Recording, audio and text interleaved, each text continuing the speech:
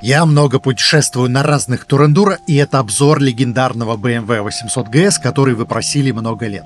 Ладно, шутку нужно объяснить. 20 лет назад появился уважаемый 800 GS, который продержался на конвейере чуть больше 10 лет, а пару лет назад вышел другой мотоцикл ровно под тем же названием, который продолжает линейку кроссоверов 700 и 750 GS, а не более внедорожную линейку 800, 850 и 900 GS. При этом на 800 GS мотор не 800 кубов, а 900. Логично? Логично. В общем, сегодня речь о новом мотоцикле, который к старому отношения не имеет. Вот к чему имеет, так к предыдущему 750 GS. По сути, это тот же самый мотоцикл, но с чуть-чуть обновленным мотором. Диаметр поршней увеличился на 2 мм, а в целом это тот же самый блок с крохотными отличиями.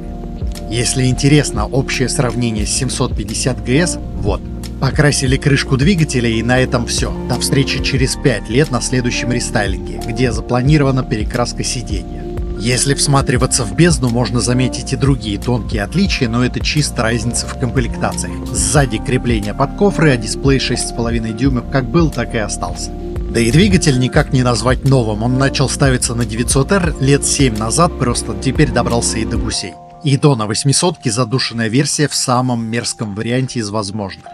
Задушенность на графиках выглядит примерно вот так. Точно так же электронно ограничивают мощность под новичковую категорию А2, бесхитростно на верхних оборотах мощность не растет. Люди, которые переключаются как на дизельном автомобиле, разницы не почувствуют. Это чистый маркетинг, и никакого физического смысла нет, мотоцикл от этого не становится более надежным, безопасным или низкооборотистым. Собственно, единственное действительно значимое отличие 800 GS с приличными низкими оборотами на 750 GS внизу довольно жиденько было, при этом сверху тоже задушен был. Это все. Ну, кроме того, что 800 GS стал дороже, если не учитывать инфляцию. Стало ли лучше? Безусловно, обновленный мотор приятнее во всех ситуациях, где нужны низкие обороты. Достаточно ли таких изменений? Мне кажется, нет. Я ожидал большего, потому что могло получиться такое же интересное обновление, как у 900 GS, но решили ни копейки не вкладывать в разработку 800 GS. Если хочешь легкий кроссовер на вроде Tiger 900 GT, баварцы ничего предложить не могут.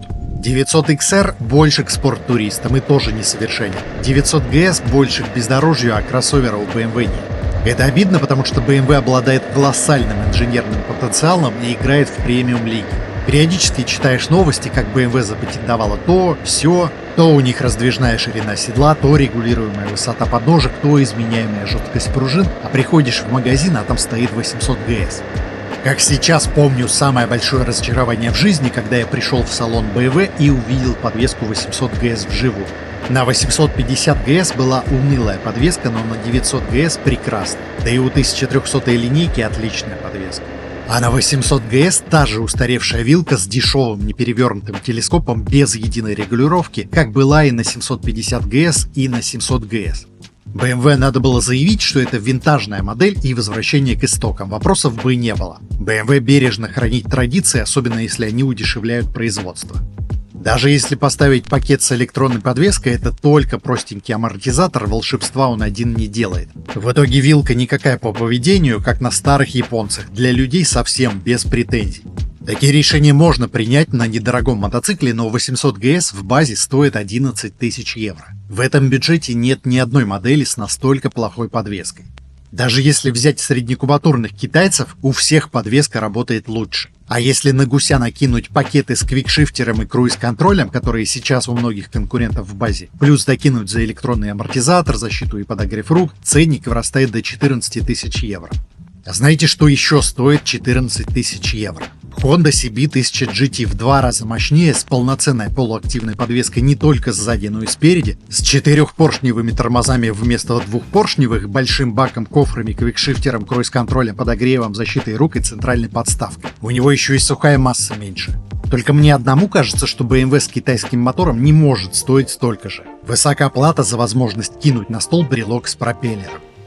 В марте самое время заехать в Формулу X, и вот почему. К весне мотосалоны и магазины экипировки стараются затовариться по максимуму, поэтому в марте большой выбор любых цветов и размеров. С другой стороны, еще кое-где сохраняются скидки на прошлые коллекции. Дальше начинаются перебои. Тот только в таком размере, этот только в таком цвете. Так что если вы любите повыбирать или у вас специфичные предпочтения, лучшего времени не найти. А где выбирать, вы и так знаете. В Формуле X, крупнейшем торговом центре для мотоциклистов на юге Москвы. 4 этажа с магазинами экипировки и мотосалонами на вкус и цвет. Еще весной с началом мотосезона в Формуле начинаются мероприятия для мотоциклистов. Подпишитесь в Телеграме или в ВК, там все актуальные анонсы и без спама. Увидимся в Формуле. Главная причина, по которой я решил снять обзор 800 GS, в том, что это капсула времени, и мне самому интересно, как гусь себя чувствует через много-много лет в кардинально изменившихся условиях. За прошедшее время аргумент с 5-летней гарантией превратился в тыкву, китайцы выросли, причем во многом перегнали гуся. Вот эти бесконечные ролики с названием «Убийца гуся» справедливы, если убивать 800-го. Там сильно стараться не придется. Индийцы еще потихоньку догоняют, и на эти угрозы реагируют японские производители, которые сейчас предлагают интересные решения. Мотоцикл по сути тот же, но мир вокруг изменился. Когда 8 лет назад вышел 750 GS, еще туда-сюда меньше выбора было. За 8 лет появилась целая пачка тигров: 660, 800, 850 и 900. У некоторых уже прошло по 2 рестайлинга, а 850 даже успели снять с производства. Трансальп 750 за это время появился, прошел рестайлинг, и уже вышла новая версия с полуавтомата, по сути еще один рестайлинг.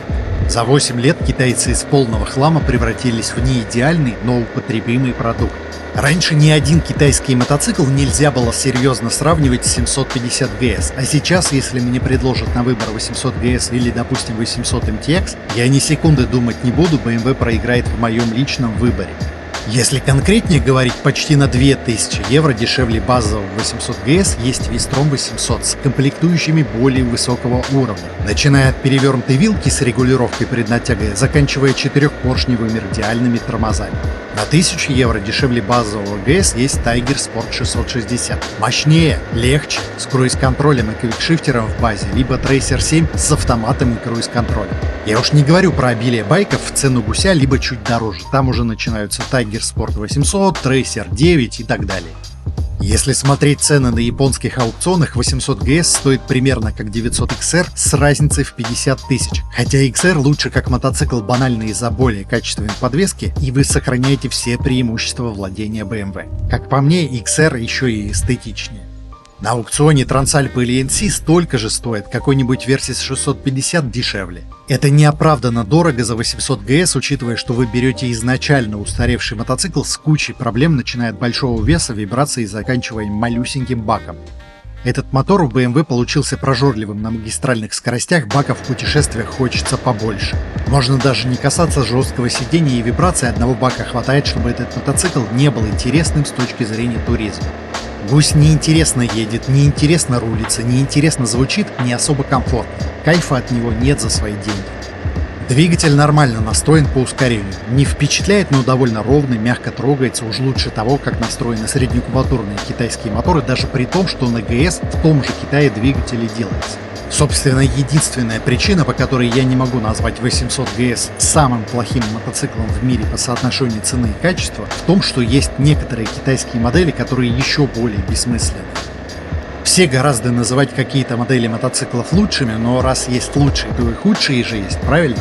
Если учитывать фактор цены, в антитоп-5 я бы точно добавил 800 GS. В линейке BMW уж точно хуже мотоцикла нет. Даже 900 GS Adventure за счет хорошей подвески уже не кажется настолько же неудачным. Продолжая про двигатель, он вибрирует, прожорливый на трассе, мерзко звучит, и вдобавок BMW до сих пор не смогла настроить коробку. Квикшифтер более-менее плавно работает только в узком диапазоне, что актуально на трассах.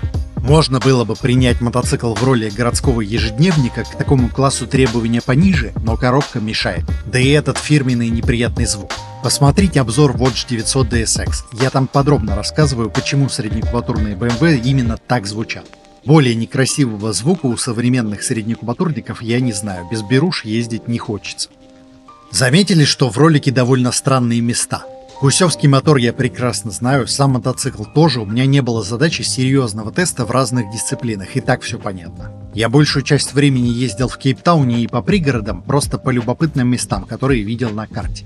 Тут, например, была дорога, но куда-то пропала. Сверху на карте ощущение, как будто кадры стратегии 90-х, типа Command and Conquer. А здесь на спутниковой карте обычная дорога, но в реальности вот так. Ни с того ни с сего огромные дюны поверх асфальта. Причем это считается чертой города, буквально в столице. Хотя в ЮАР 3 разные столицы, но не суть. Из каких-то таких мелочей даже поездка по городу в Южной Африке выливается в насыщенные эмоциями приключения. Если подытожить настоявшиеся впечатления, я доволен путешествием, и как будет повод, вернусь еще чуть подальше прокачусь. Но в целом, даже если жить возле Кейптауна без ночевок в других местах, на пару недель есть что посмотреть на мотоцикле даже без экскурсий. Всем рекомендую. Отличный баланс экзотики и цивилизации, много свежих эмоций, потому что тут все непривычно, при этом не надо ничего преодолевать, комфортно в широком смысле. Даже при том, что я прилетел из Испании, которая близка и по климату, и по природе. У меня картинка поменялась не так сильно, как если бы я прилетел из северных широт. Причем самое шикарное время для поездки в ЮАР, когда в России серо и неездовая погода, где-то с сентября по декабрь и с февраля по май. Гусенка я брал в RSA Moto, хотя они больше по 1300 гусям специализируются, оно и понятно, для туризма в ЮАР объективно крупные байки лучше подходят. У ребят больше бизнес B2B, с ними сотрудничают и русскоязычные, и англоязычные компании, которые возят туры по ЮАР и Намибии. Если вам, как и мне, интереснее самостоятельно кататься, напрямую обратитесь, помогут, подскажут и привезут байки на прицепе куда хотите. Вы же потом 5 лет припоминать будете, если я ерунду советовать буду, правда? Понятно, что можно найти байки постарее, попроще, подешевле, но я сейчас специально сел и перепроверил у других арендных компаний, предлагающих гусей в Кейптауне. У RSA на 1300 ГС самая низкая цена аренды. Потом вспомнил, что будет еще дешевле, потому что мы недавно придумали промокод ВОЛК на скидку 5%, просто чтобы посмотреть, кто по моей рекомендации обратится. Мы думали на тему того, что вот сделать это автоматическое бронирование, но мы так не хотим, потому что наша задача знакомить хороших людей с континентом, так чтобы это было предсказуемо, а не просто выдать мотоцикл, как вот приехал, забрал, уехал. Возможно, мы соберем группу, возможно, мы кому-то посоветуем куда-то поехать еще. Как работает наш бизнес? Скорее всего, в подавляющем большинстве. Кто-то пишет в телегу: так, собираемся поехать. Мы посоветуем конкретные даты, чтобы избежать туристического потока. Мы посоветуем направление, куда поехать. Это не вот такой консюмерский бизнес, когда пришел, просто в онлайне кликнул, забронировал и поехал. Не самокат, в конце концов, у нас, а вот именно мотоцикл. И здесь вопрос компании, вопрос направления. И мне лично совершенно не лениво отвечать на все вопросы наших уважаемых клиентов, друзей, которые приезжают сюда и задаются вопросом, куда поехать. То есть мы не гонимся за скоростью продаж. Мы гонимся за тем, чтобы качественно познакомить хороших людей с хорошими дорогами на местности. Вообще у меня смело спрашивайте, если какие-то бытовые вопросы по поездке в ЮАР появляются. Мне несложно ответить. Я на 800 ГС в эти дни много ездил по Кейптауну в пробках и все время думал, как бы здорово было кататься на Трансальпе или Вестром 800, которые по мотору и коробке гораздо приятнее в плотном трафике. Плюс на том же Трансальпе мягче сцепление и лапка передач. В плотных пробках с поджатым сцеплением комфортнее на Хонде, я уж молчу про версию с E-Clutch или байки на автомате. BMW со всей инженерной мощью могла бы сделать действительно классный мотоцикл, но на среднюю кубатурную линейку разработчики забили. Удивительная компания, на 3-4 отличных моделей, штук 15 откровенно плохих. Самое обидное, что 800 ГС со всеми бесконечными минусами и убогой внешностью продается. Хитом продаж модель точно не назвать, на фоне объемов продаж Тенери или Трансальпы гусенка не существует, но его кое-как в статистике видно. Например, по итогам 2025 года он даже попал в топ-10 самых продаваемых моделей в Германии. К счастью, это главный успех, в остальных странах продажи похуже, но если тщательно взболтать статистику, можно заметить, что в Испании 800 ГС вошел в десятку самых продаваемых адвенчер мотоциклов в 2025 году. Тоже какой-никакой показатель. Соответственно, на дорогах они попадаются уж явно чаще вестромов.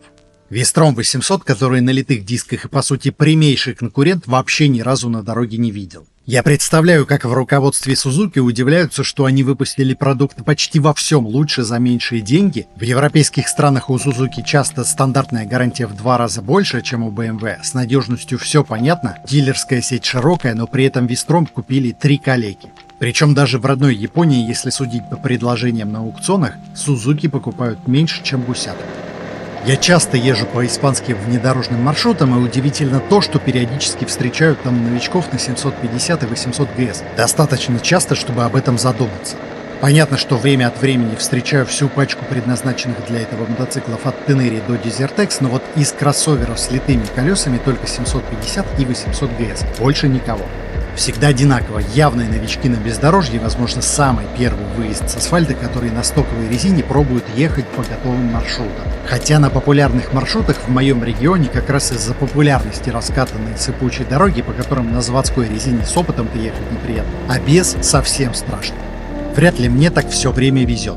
Я думаю, что помимо категории людей, которые просто хотят мотоцикл с премиальным шильдиком, но на что-то лучшее в линейке BMW не готовы тратиться, есть и другая категория. Скорее всего, это первый адвенчер мотоцикл для многих людей с недостаточным уровнем информирования, что лучше подходит для грунтовых маршрутов. Потому что для тех, кто интересуется классом, очевидно, что тяжелый байк на литье изначально вариант так себе. В любом случае, бренд BMW влияет на всех, но не стоит забывать, что это низкий мотоцикл в стойке, плюс есть несколько заводских заниженных сидений и даже заниженная подвеска. При этом даже в заниженном варианте сохранится достойный клиренс, это не позатерка. Низких кроссоверов на рынке мало, и для новичков это супер важный фактор. Помимо новичков есть еще девушки, которым вход в мир адвенчер мотоциклов почти закрыт. Правда, 800 ГС довольно тяжелый и с высоким центром тяжести тоже не совсем идеальный вариант. Во-вторых, модель интересна на сложных рынках, где BMW предоставляет высокий уровень сервиса в отличие от остальных. Для Европы не особо актуально, потому что у крупных марок стандарт сервиса в широком смысле не особо отличается. Например, из премиум марок в Испании у BMW самая короткая гарантия, никакого фантастического предложения нет. А вот в той же Южной Африке можно понять выбор. И 5-летняя гарантия, и бесплатная помощь на дороге, и тест-драйв, и наличие запчастей. У меня вопросов, почему арендные компании часто выбирают мотоциклы BMW, нет. Но умоляю, не надо покупать 800 ГС для себя.